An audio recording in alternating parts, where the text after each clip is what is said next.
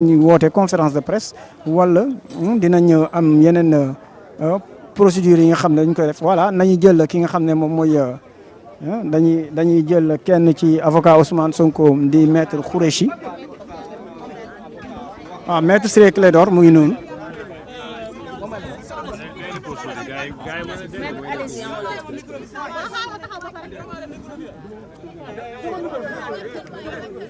Allez-y, maître. Bon, est-ce qu'on peut commencer? Oui, vous pouvez commencer. Bon, vos questions? Alors, qu'est-ce qu'on peut retenir de l'audition de Ousmane Sonko? Qu'est-ce qu'on peut retenir de l'audition? Bon, s'il vous plaît, là. S'il vous plaît. S'il vous plaît, parce que je ne peux pas parler fort, là. Hein? Bon, voilà.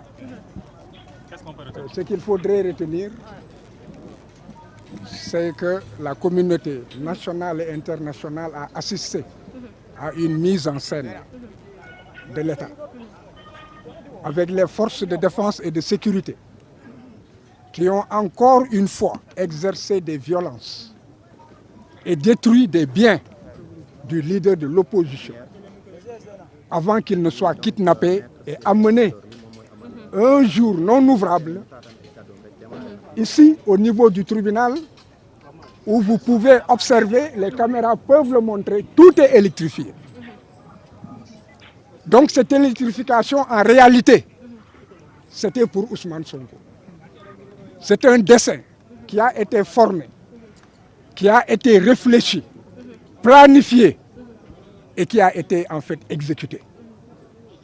Mais le plus ridicule, c'est que l'on est parti d'un soi-disant flagrant délit de vol d'un portable, d'un minable portable,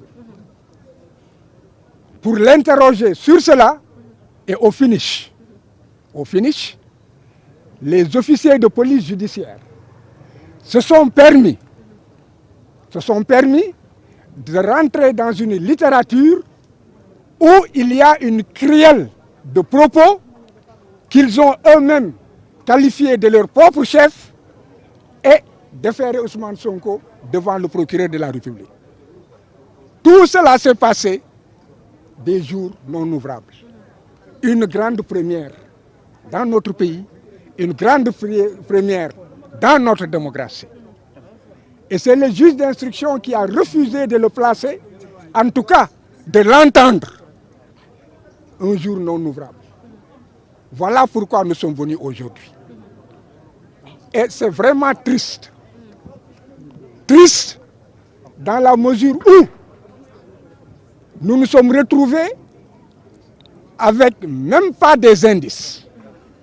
Un dossier vide, désertique, rachitique, dans lequel il n'y a que des propos qui sont alignés, imputés à Ousmane et qui ont été caractérisés par la police que le procureur a repris.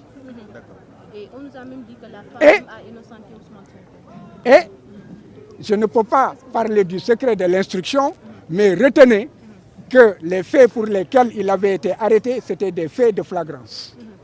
Et on se retrouve de flagrants délits, de poursuites, qui ont été transformés en des crimes,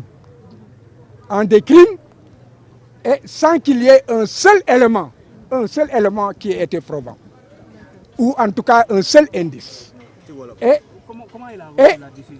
Et l'on s'attendait à ce que le juge d'instruction reprenne son indépendance, qu'il revendique son indépendance, et que le Sénégal ait encore continué à avoir confiance en la justice. Mais hélas, nous avons été très déçus. Nous avons été déçus et notre sentiment est que le droit n'a pas été appliqué. On ne peut pas prendre des infractions que l'on aligne, on vise un article, on se fonde sur cet article, alors que le contrôle ne permet pas de ressortir un seul indice sur les articles qui ont été visés. Comment Sonko a vécu la décision?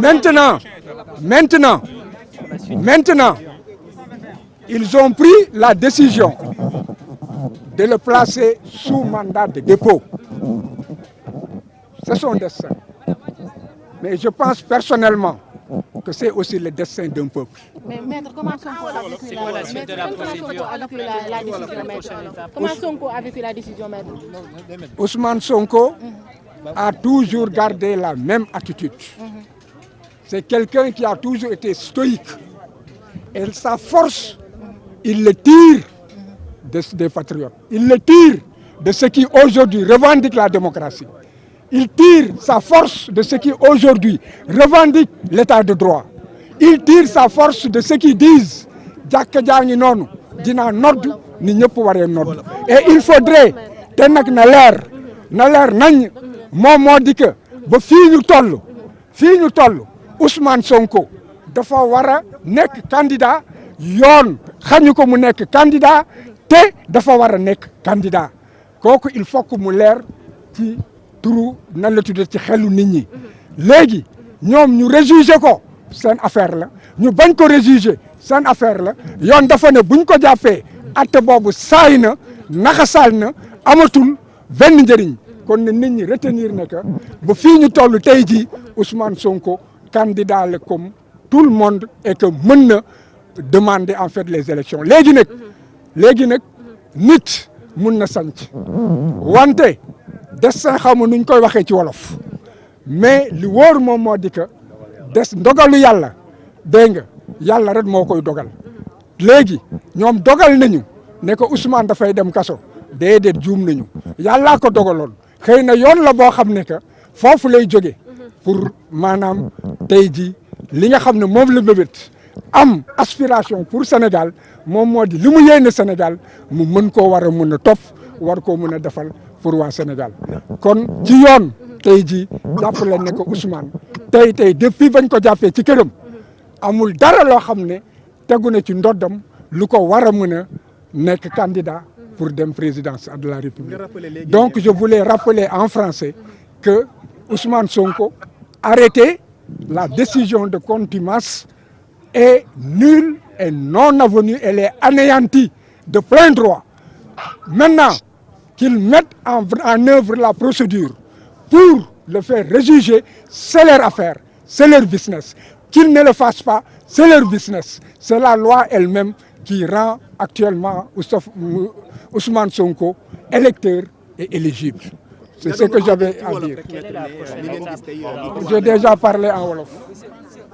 waaw loolu mooy déclaration bi nga xam ne moom la maître Ciré Clédor Ly wax maître Ciré Clédor Ly nekk avocat ci ki nga xam ne moom mooy Ousmane Sonko mën nañ leen wax ni tam ni moom xëy na moom mooy mag ci pool d'avocats yi parce que gis nañu ni à chaque fois moom mooy nekk ci kanam dégg ngeen li mu wax par rapport ak kaw Ousmane Sonko te ñu ngi doon signaler ni am na 8e charge bi nga xam ne teg na ci ndoonu Ousmane Sonko maanaam mooy diffusion de fausses nouvelles maanaam joxe information yi nga xam ne wérut fu mu toll nii moom lañ koy topp comme 8e chef d'inculpation ginnaaw bi procureur bi génn def li nga xam ne moom mooy di wax 7 chefs d'inculpation yi nga xam ne moom la ñuy toppee Ousmane Sonko tey jii nii nag am na beneen bi nga xam ne ñu ngi ko koy toppee mooy 8e bi di li nga xam ne mooy diffusion de fausses nouvelles donc fi mu toll nii mun nañ leen wax ñu ngi fi nga xam ne moom mooy tribunal bu Dakar ñi nga xam ne ñoom ñoo doon def déclaration